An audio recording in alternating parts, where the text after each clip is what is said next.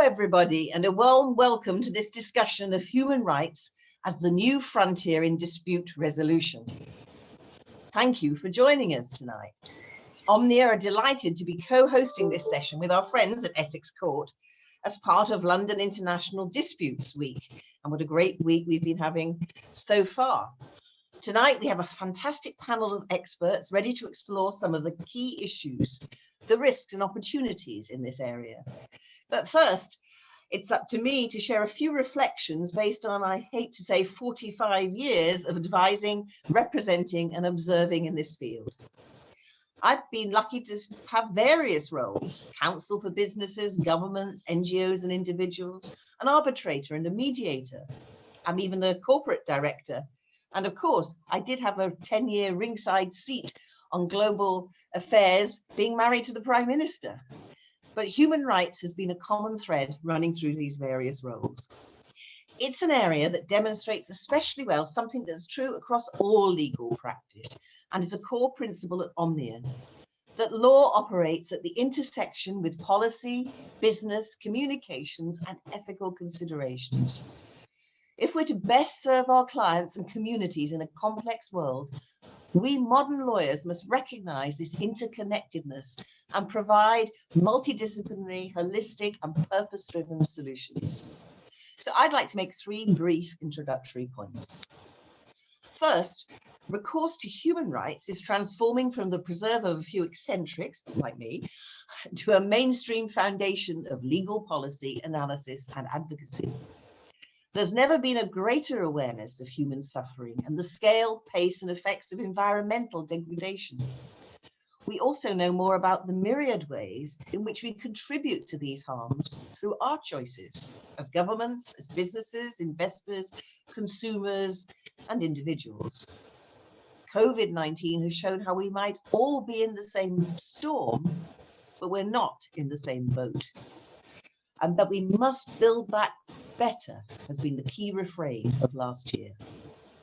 But we also face this crisis of trust in institutions and experts. According to Edelman's 2021 Trust Barometer, trust in all information sources is at record lows, and trust in all sectors has declined.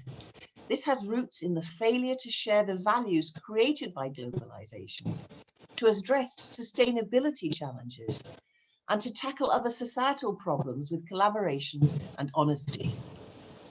Work is underway to realign our economic system towards stakeholder capitalism. Human rights is becoming a lodestar for policy, a normative framework for business strategy, a tool for legislation, and a standard for resolving sensitive disputes. Secondly, we're witnessing an explosion in new human rights obligations on business. The 16th of June this year, 5 weeks from today, marks the 10th anniversary of the unanimous endorsement by the UN Human Rights Council of the UN Guiding Principles on Business and Human Rights. These UNGPs outlined the corporate responsibility to respect human rights. Put simply, businesses should avoid causing or contributing to adverse human rights impacts, and should seek to prevent or mitigate such harms to which they are directly linked. Leading companies have made strides in embedding respect for human rights into their policies, practices, and decision-making, and speaking out against some affronts to human dignity. But many have not, and voluntary initiatives have failed to move the needle. So we are now witnessing an extraordinary flurry of legislation in this area, including major initiatives at EU level, but could be a game changer worldwide. At the international level, a draft UN treaty on business and human rights remains something to keep on your radar, albeit for now it's a distant prospect. Certainly few companies and perhaps few lawyers are prepared for what could be coming just round the corner. Which brings us to my final point. One consequence of these various trends has been the expansion of advocacy opportunities for those seeking accountability and redress when they suspect a human rights violation, or for those wishing to make a splash with an eye-catching legal claim. We will hear from specialist practitioners with first-hand experience of dealing with human rights arguments in various contexts, with clients both asserting and defending human rights claims. The landscape of adjudicative forums and enforcement options remains patchy, but is constantly evolving. Increasingly, however, human rights claims will find expression, an audience, and potentially some form of accountability through one avenue or another. This all provides a threat and an opportunity to dispute lawyers, not least as human rights expectations apply to the conduct of litigation and arbitration itself. In-house and external lawyers handling disputes will need to be well versed in these important values and cultural factors as much as the legal contest in question, especially when vulnerable and exploited victims are involved. With that, it's my pleasure to hand the floor to our wonderful moderator, Sarah McCrory. Sarah is a recognized leader in the field of business and human rights from her time in private practice.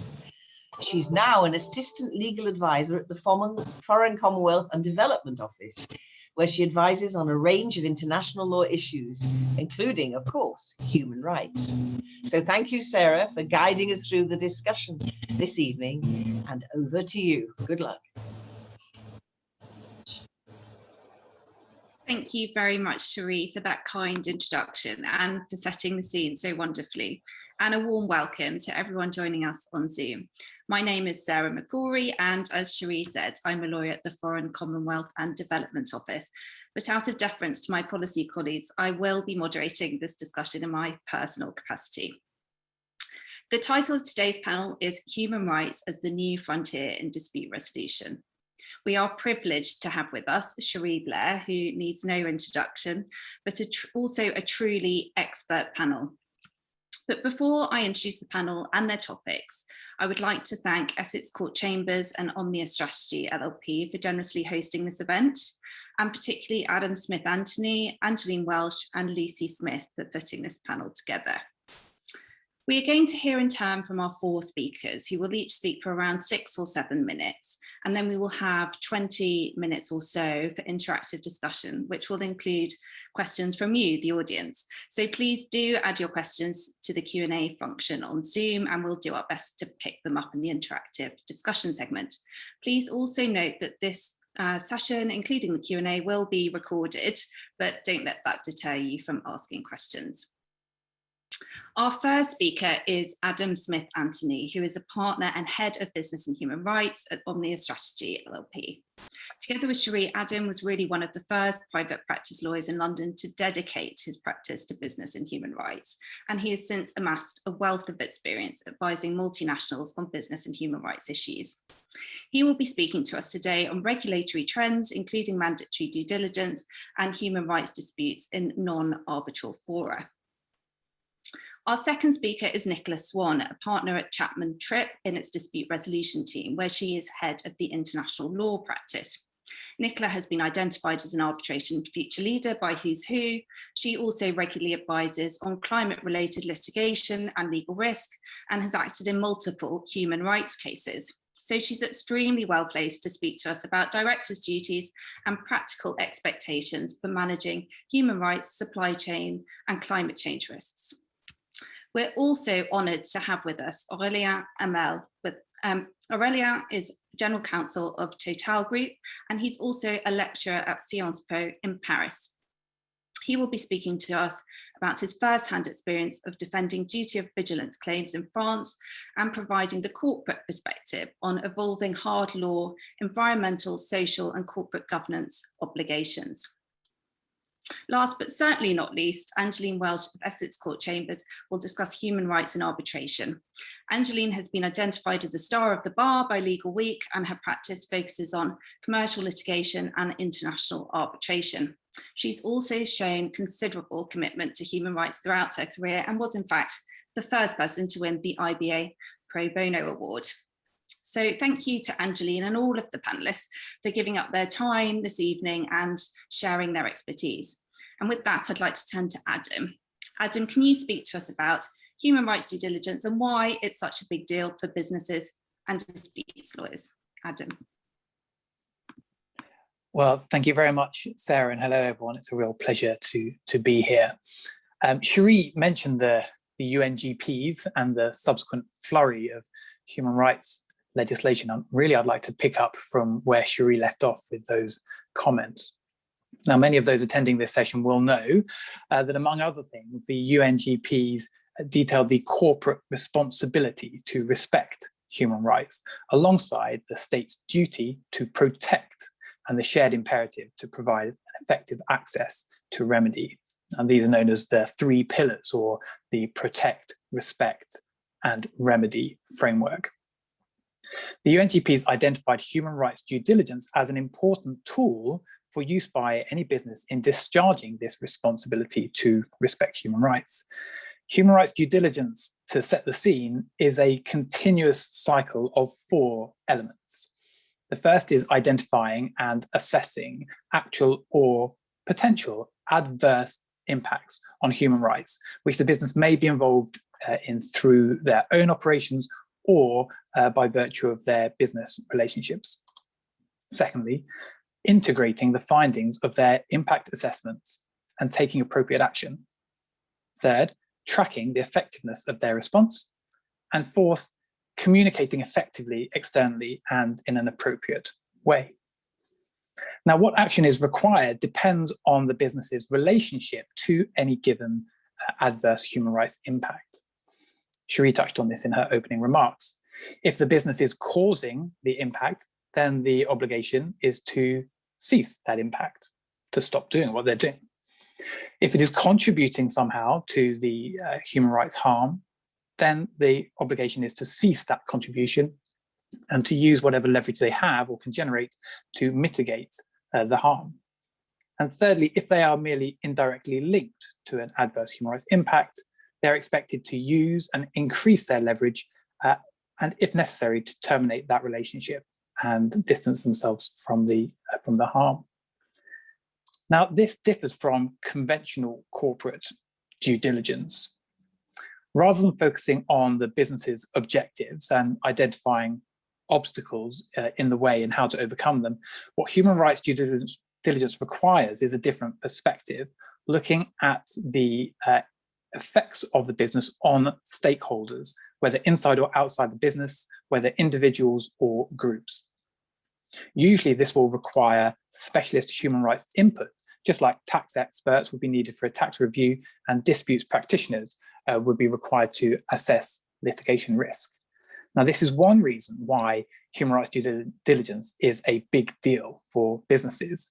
With some notable exceptions, most have not really started properly to grapple with how to build and run this process effectively or indeed at all.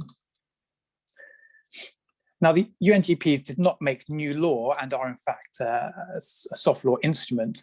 And indeed, just the term responsibility to respect human rights will, to all lawyers, start making you think, well, this sounds a bit vague and woolly. But the UNGPs also called on states as part of their duty to take a smart mix of measures from a regulatory and policy viewpoint. And this really is where things start to get especially interesting for businesses and their disputes lawyers.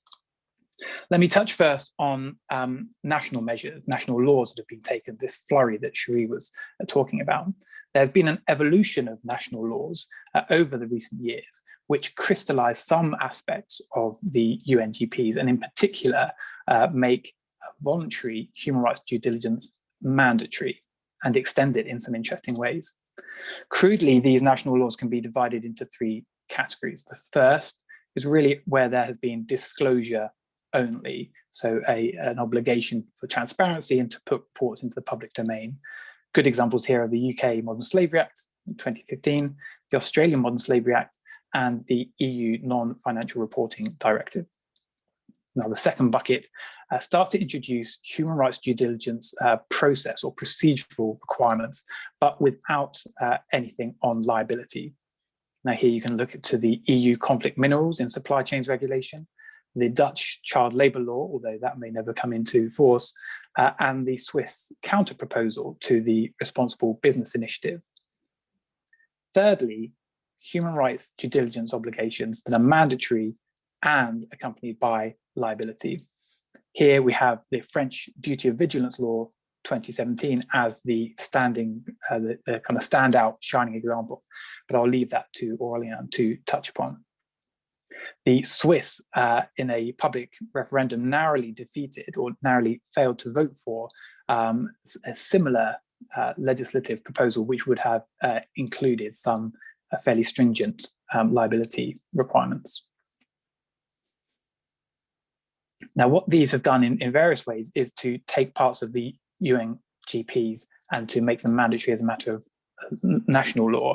And this is generating fears of a patchwork of different requirements across different parts of the EU.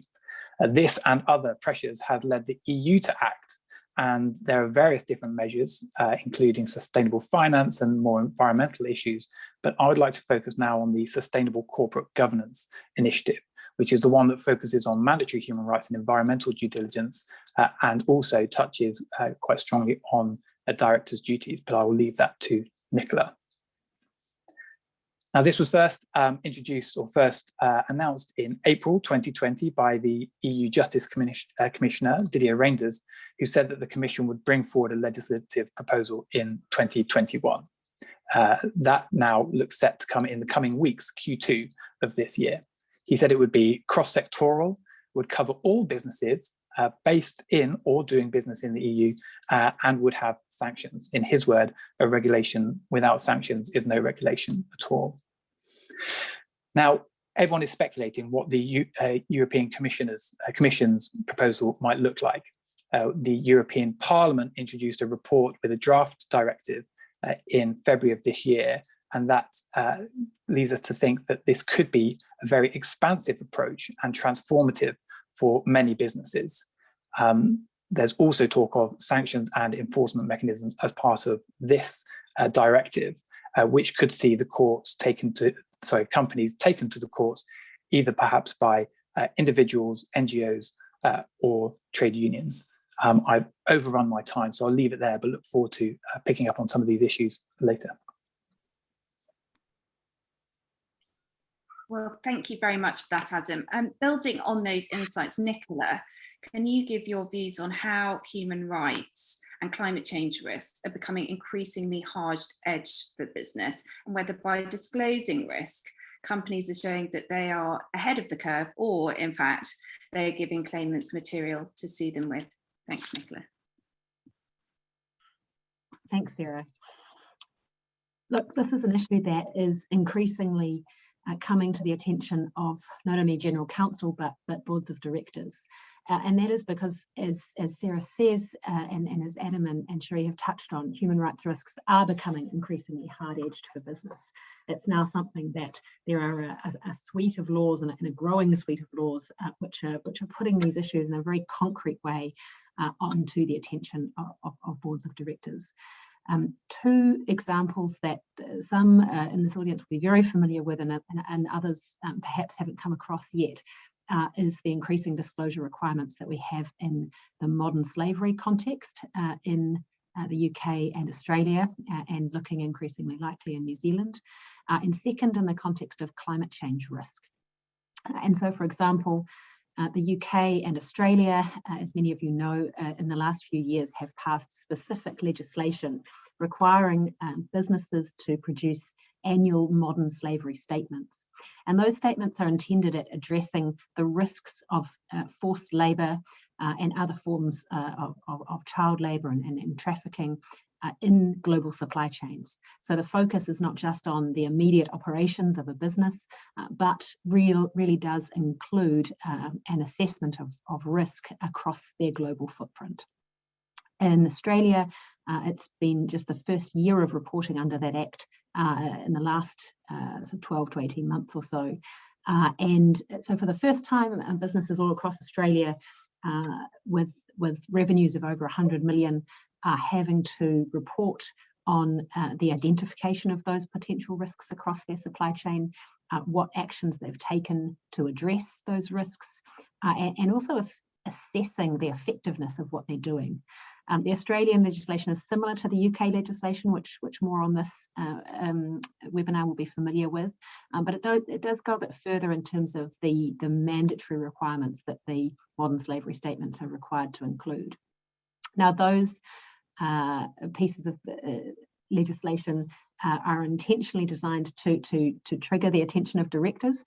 They require the signature of directors and the approval by the board.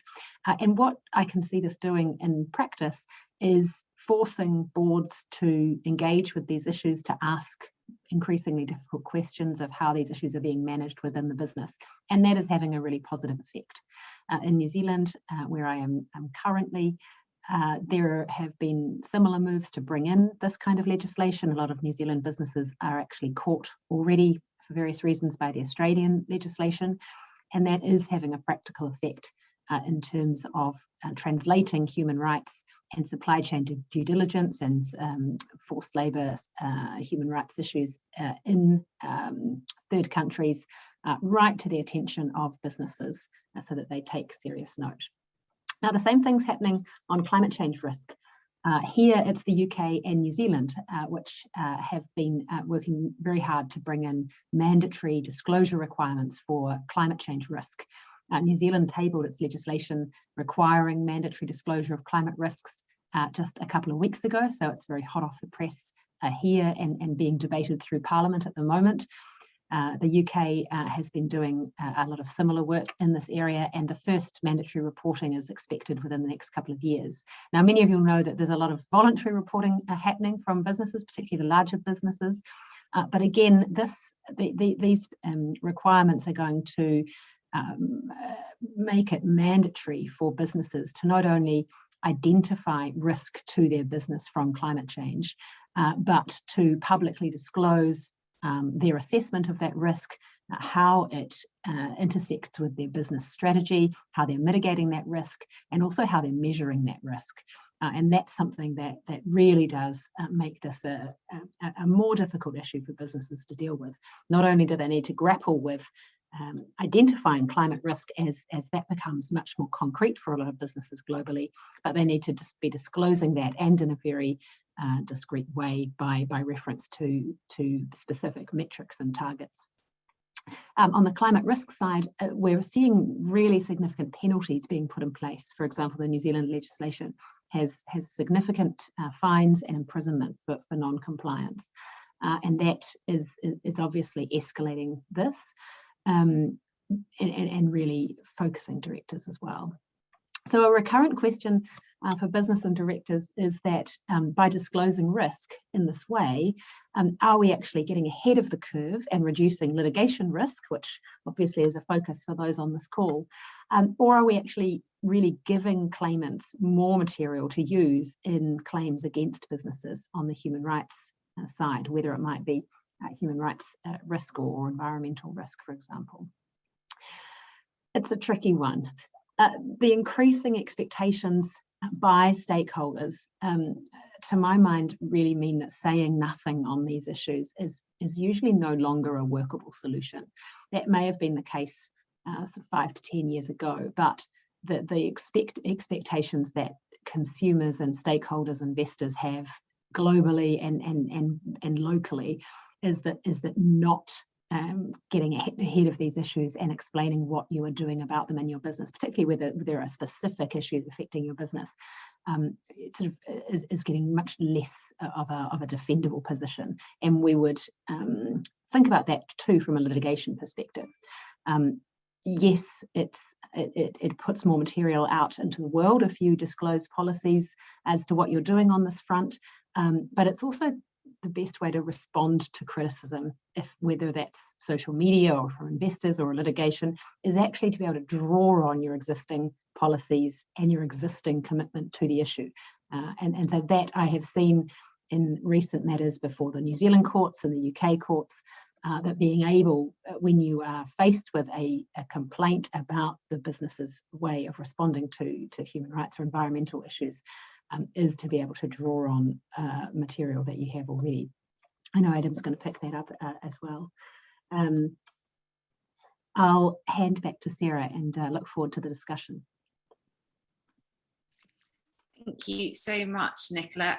Turning now to the French approach to human rights and environmental risk. As some of you will know, the French corporate duty of vigilance law requires large companies in France to identify and prevent risk to both the environment and human rights, which could occur as a result of their activities. Aurélien, can you share your perspective on claims brought under this new law and how companies are dealing with the evolution from the soft law approach embodied by the UN guiding principles to the hard law approach exemplified by the French duty of vigilance law? Aurélien, thank you. Thank you, Sarah. Hello, everyone. Well, first, just as a reminder, for those of you who are not familiar with it, the French law on the duty of vigilance was adopted in 2017 as a very clear and direct reaction to the tragedy of the Rana Plaza accident and that led to more than 1,200 people dying. And also, even though that's more, let's say, in a distant past, to the Bhopal industrial catastrophe that took place in 1984 in India, which was a chemical plant, very serious, very serious accident. And because the French law on the duty of vigilance was a reaction to these tragedies and to a perceived and not entirely unduly perceived, frankly, lack of effective remedies, the French Parliament decided to have two remedies available for aggrieved parties, stakeholders, and clearly the aim is for the admissibility test to be quite broad in terms of who can bring claims. And there are two remedies. One is an injunctive relief, and the other one is being able to bring an action damages under tort law against any mother company in large multinational companies. The first one, the injunctive relief was really meant for those companies that either will not have altogether a vigilance plan, meaning those who will just not comply entirely with the law, or those that will not implement the plan effectively, meaning it's about these companies that have a plan as a piece of paper, but will not really implement that in any meaningful way. This clearly was the intent of Parliament. And then for any actual loss that may be suffered because there has been a breach in a plan, in a duty of care obligation, actions under tort law will be available. And what we see today is something that's slightly different, certainly from what the Parliament had in mind. And this is something that we at Total are faced with in two different instances. The injunctive relief is the one that's mostly used for the time being. There have been no decisions on the merits in any case for now.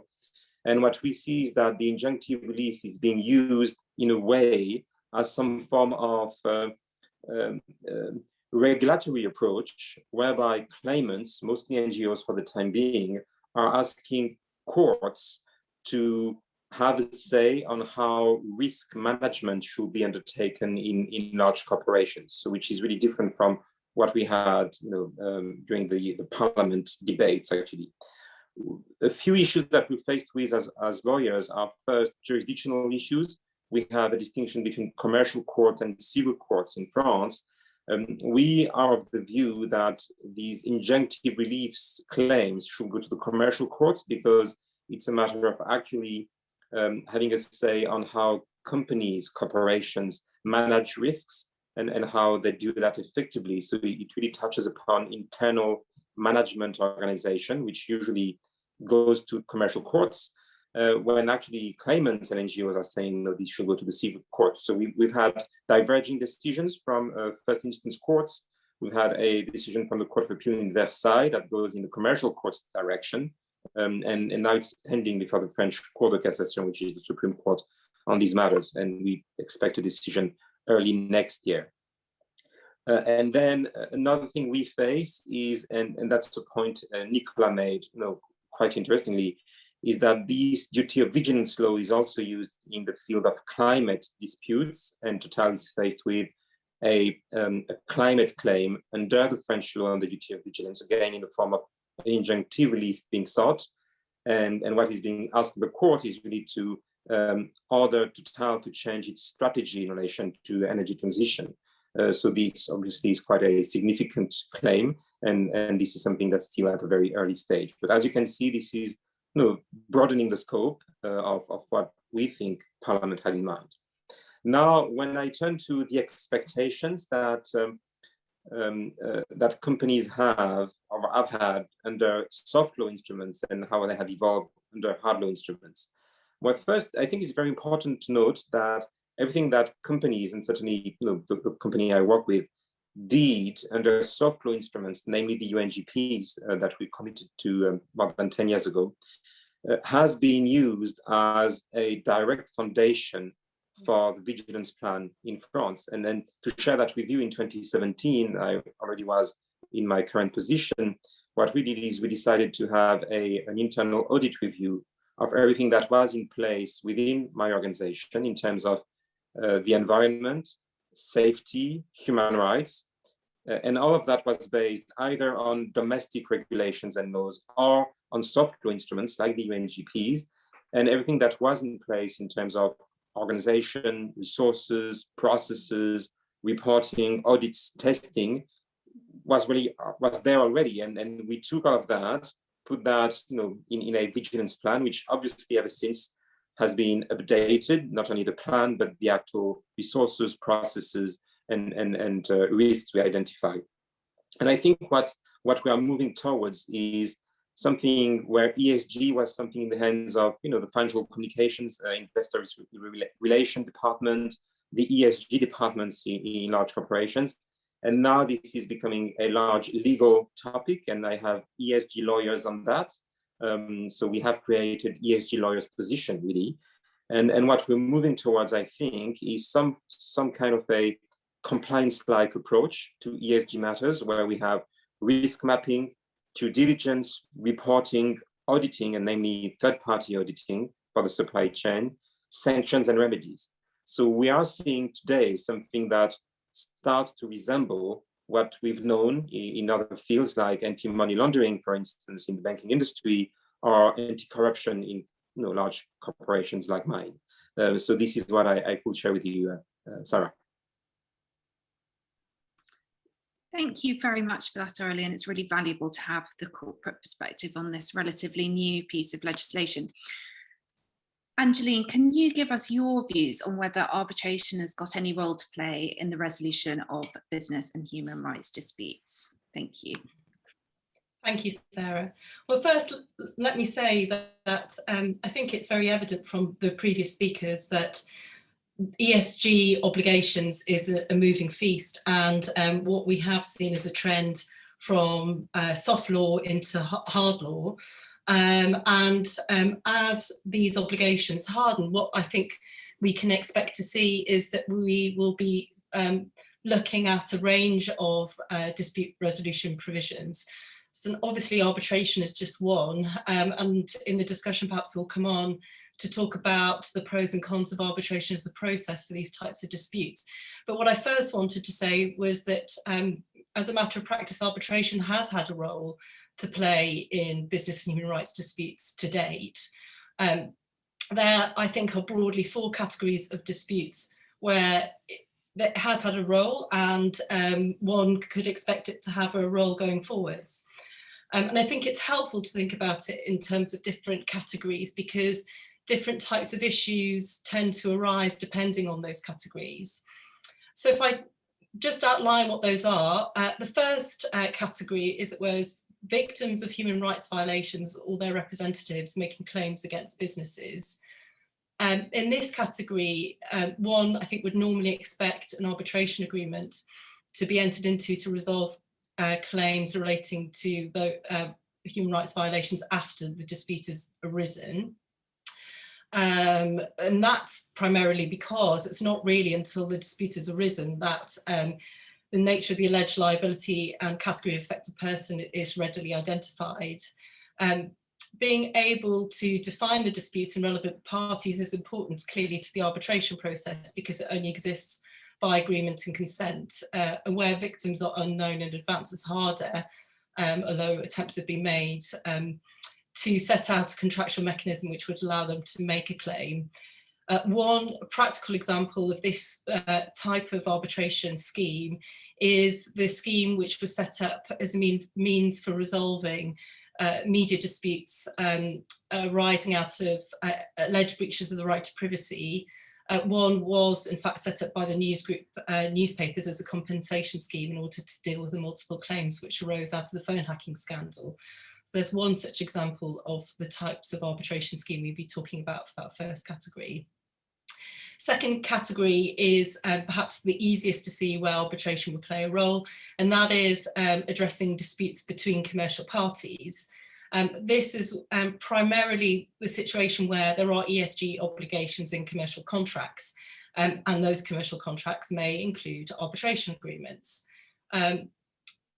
As we have looked at some of the hardening trends in terms of due diligence and binding obligations on businesses in that regard, not only in relation to the direct operations, but also their supply chains or other third-party business arrangements, is insensible and not unusual for ESG clauses to be included in commercial contracts, although what an ESG obligation looks like is a varied and evolving concept. And in fact, the IBA, 3 committees of the IBA have just launched a survey which seeks to gather intelligence about what types of ESG clauses are being used in contracts to date. For present purposes, it's probably relevant to just give you a few examples of the types of clauses that we're thinking about. And it may well be that those are the types of clauses you'd see, for example, in supply chains. They may include oblige a supplier, by way of example, to comply with specific ESG standards. They could be internal standards, a code of conduct, policy, ethical charter, or they could be external instruments such as the Global Compact or the OECD guidelines. In addition, a supplier may be required to be audited or assessed on its performance with respect to these standards. There may be specific consequences for non-compliance, such as termination of the agreement, and clauses may seek to extend the obligations further down the supply chain.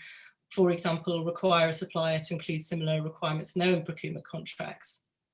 That's the second category of claims, and obviously if there's a breach of an ESG obligation clause, an arbitration agreement, then in some ways it makes it relatively simple to bring an arbitration claim in that respect. The third category is human rights related claims in the context of industry and multiple stakeholder initiatives. In this context, arbitration could be used to address business-to-business disputes as well as business-to-right holder disputes or their representatives like trade unions. High-profile examples of this type of category include the German Partnership for Sustainable Textiles and the Dutch Agreement on Sustainable Garments and Textiles, which had industry members committing to fighting discrimination, child labour and forced labour. Another high-profile example arises out of the Rana Plaza disaster, which Aurelian referred to, the Bangladesh Accord on Fire and Building Safety, which was an ad hoc agreement signed in 2013 between a number of global brand retailers and global trade unions, which provided for arbitration and sought to uphold certain standards for safety and so forth. And since its establishment, we know that at least 2 arbitrations have been conducted under it, although it seems that they were settled and that they remain confidential. The fourth category is represented by the use of arbitration to address disputes emerging in mega sporting events. And just a couple examples of that is, for example, the new host city contracts for the 2024 Summer Olympics and the 2026 Winter Olympics make explicit reference to human rights standards, and the non-performance of any contracting obligation could trigger the general jurisdiction of the Court of Arbitration for Sports. So that's my run through of the various different categories in which disputes have been referred to arbitration.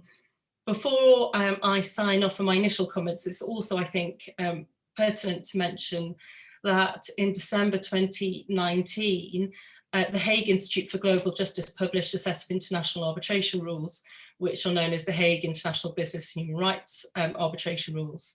And those are arbitration rules which have been specifically designed for use in business and human rights disputes. And as we may come on to discuss, are very interesting because they highlight some of the issues with using arbitration for these types of disputes and seek to address them, and it'd be interesting to discuss some of the solutions which they propose. And with that, I will hand back over to Sarah to facilitate what will be, I'm sure, an interesting discussion of the interplay of these various different areas. Thank you so much for that, Angeline. Some really interesting developments there. So in the interest of time, we are going to move on to the interactive segment fairly swiftly. Could I ask the audience to put any questions in the Q&A function? I can see some already coming in. While they do that, an initial question to all of the panelists, or if I may, starting with Aurélien, in your experience, have the regulatory and jurisprudential developments described by panelists encouraged business to conduct not just human rights due diligence, but due diligence on environmental risks, and if not, why not? Aurélien first, please. Sorry, thank you, Sarah. No, I think it has. The answer is a very definite yes. Actually, the French law on the duty of vigilance does encompass the risks of serious harm to the environment in its scope, so that's provided for in there.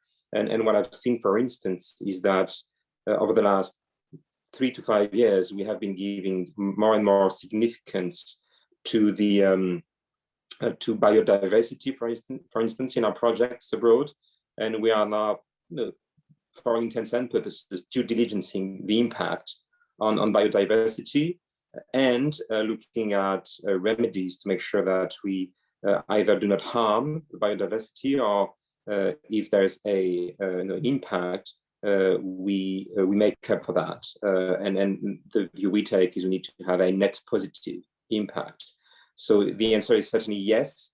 And I must say that for, let's say, more typical or traditional environmental risks, we've done that in the past for a very long time. I think mostly influenced by European, French regulations that have really shaped the internal due diligence processes in terms of pollution of the waters and airs, for instance.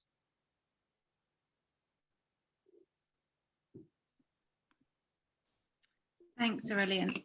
Adam, can I turn to you, please? Sure, thank you.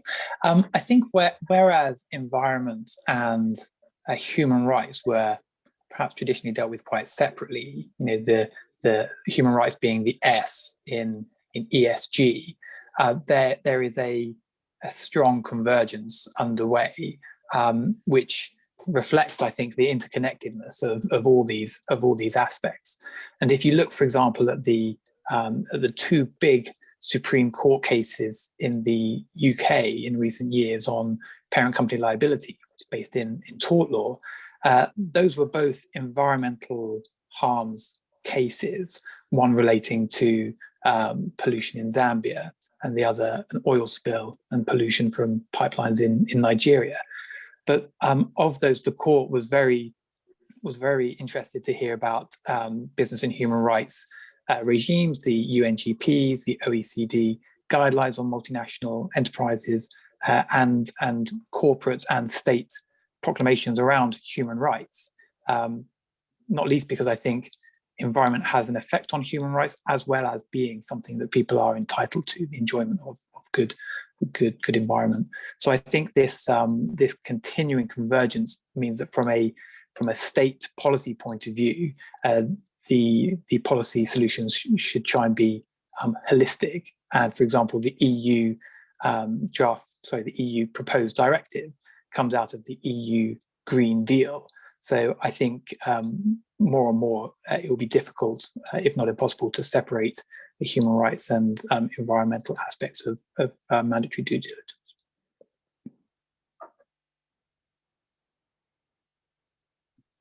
Great. Nicola, any thoughts from you? Yes, for sure. In New Zealand, we're seeing a real increase in voluntary reporting on climate risk as the legislation comes through. It's really seen as being a point of competitive difference. I think when businesses can sort of see the writing on the wall that this is going to be required, the obvious thing is to get ahead of it and be not one of the ones coming last. So I think that is having a positive effect in terms of the environmental risk. I've seen the same thing in terms of climate risk disclosure. There's been some Australian litigation seeking to require pension funds, for example, to be disclosing their risk from climate change and how they're monitoring that. The cases have generally settled, but you can see that the jurisprudential impact there is really making other businesses become more aware and wanting to be ahead of the game. They can see that shareholder resolutions are going to be used in a strategic way, picking up on some of the settlements and the litigation that's been filed. So I think all of that is having an effect and just making this something that businesses want to be ahead of. I think it's more difficult for human rights risk. I think it's more difficult to say that a particular human rights risk is going to have the material financial impact that perhaps makes climate risk easier for businesses to deal with, because it reaches that level of materiality. It of course will in some businesses, but often these can be really specific, particular claims that are harder, I think, to predict in advance. So I think it's more difficult to proactively get out ahead on the human rights side, perhaps in such a specific way, which makes it a challenge. Thanks so much, Nicola. So we've had some very interesting questions from the audience, so thank you for those. Let's start with how effective are operational grievance mechanisms at providing remedy and, by extension, reducing litigation risk. If I could turn first to Aurélien. Yes, thank you, Sarah, and that's a very good question indeed. Based on my experience and what we see in our large projects that have significant impacts, let's say, on local communities, this is something we often encounter in our projects. In more than 95% of individual situations, these grievance mechanisms provide effective solutions.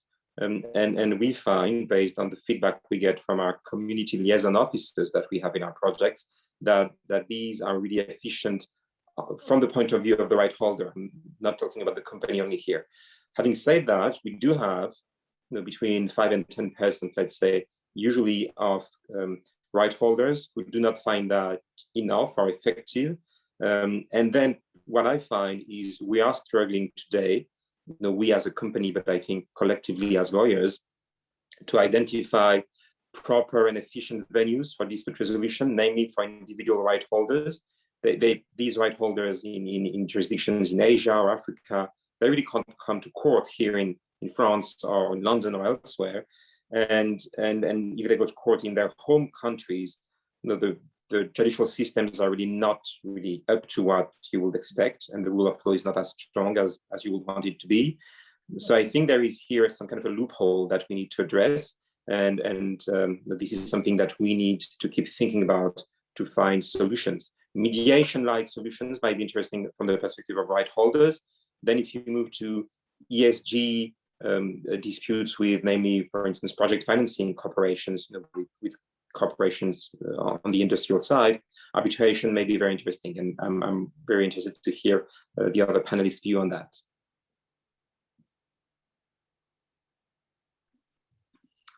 Thank you so much. Angeline, any thoughts from you on this one?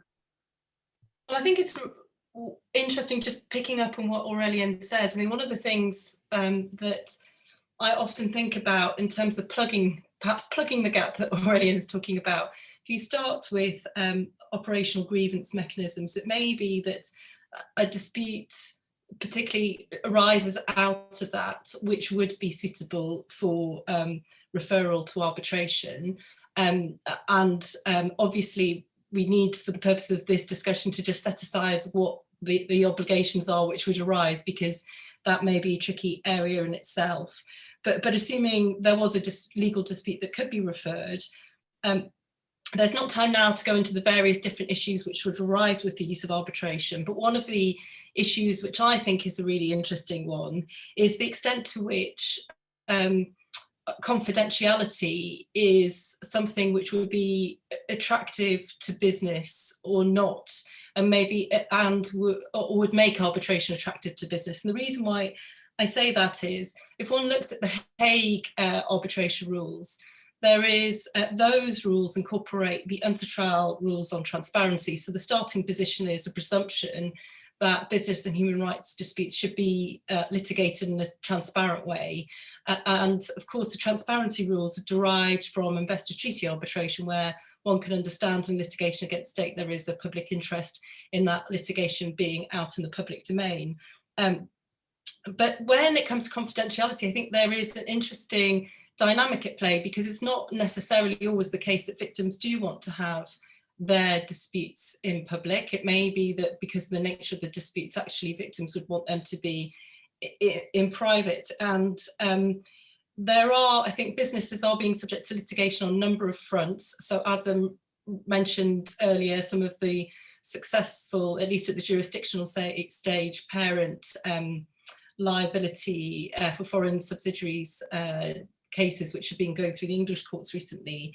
And so I don't know if I could throw the question back to Aurelian, if I might, but to ask the question, if there was a confidential process for determining some of the disputes, would that make that process more attractive than, say, for example, going to court? Or is confidentiality actually not a factor? Because if you're dealing with reputational issues, in fact, confidentiality may not be what you want. Well, that's a very good question, Angeline.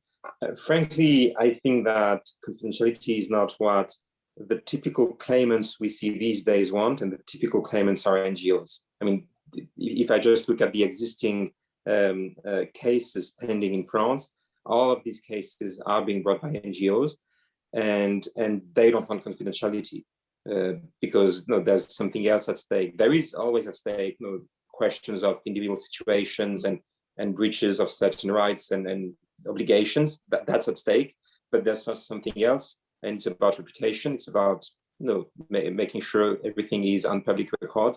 So I think we as corporations will be interested in that, and I think frankly it will be a very important protection for our individual right holders, because what we see is that when they raise a grievance, and they have every right to do so, and they need to do so, they are at risk of let's say retaliation in their hometowns, home countries, not on the part of corporations, frankly, that's not what I see and that's not what we do, but on the part of other local stakeholders. So I think they need to be protected, and I think as far as they're concerned, confidentiality will be important. But I think there's a mismatch between who stands to present them in courts in the Western world today and these right holders. And it seems to me, sorry, just to complete the discussion on this perhaps a bit, but it may be that there's a trade-off that one needs to make, in the sense that if businesses are willing to assume responsibility through a dispute resolution process, then they would be willing to do it on a confidentiality basis. But so that would get you further along, because I mean, in the court cases that we've had at this stage, they've been very much on a jurisdictional level. And one could, I suppose, also think about ways in which you could address that through public statements being made at the end of the process or something along those lines. Yeah, and just bouncing back on that, the OECD contact points mechanism, for instance, I think is something that we can look at in this respect. It offers some interesting perspective as to how to deal with these emerging claims and situations. Yeah, very good. Excellent, thank you so much. Another question from the audience. One of the key issues for large international companies is the chain of suppliers or subcontractors. How can multinational companies make sure and guarantee that the whole chain will comply with human rights obligations, and what happens if they don't? Aurelian, can I turn to you first? Or Adam, you can answer that question. I'll let Aurelian catch his breath. Thank you very much. A good question, and really at the heart of the issue. Perhaps the first point to note is that the legal framework may differ on this one.